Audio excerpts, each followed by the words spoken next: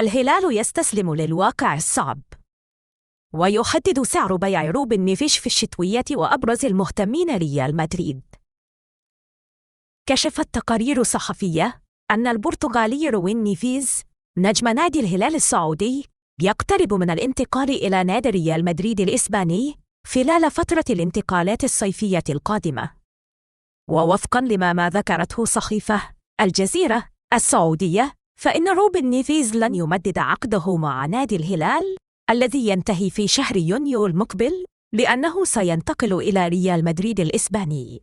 وأشارت إلى أن إدارة ريال مدريد توصلت إلى اتفاق شفهي مع روبن نيفيز من أجل الانتقال إلى الفريق عقب انتهاء عقده مع الهلال بنهاية منافسات الموسم الجار.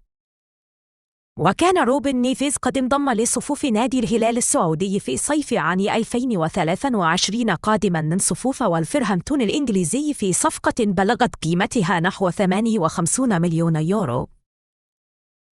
على صعيد آخر، وفقا لصحيفة AS الإسبانية، ازدادت التكهنات بشأن مستقبل روبن نيفيز بعد تصريحات لاعب الهلال السابق سامي الجابر، حيث صرح قائلاً: أخشى أن ينتقل نيفيز من الهلال إلى ريال مدريد مجاناً بعد انتهاء عقده مع النادي بنهاية هذا الموسم.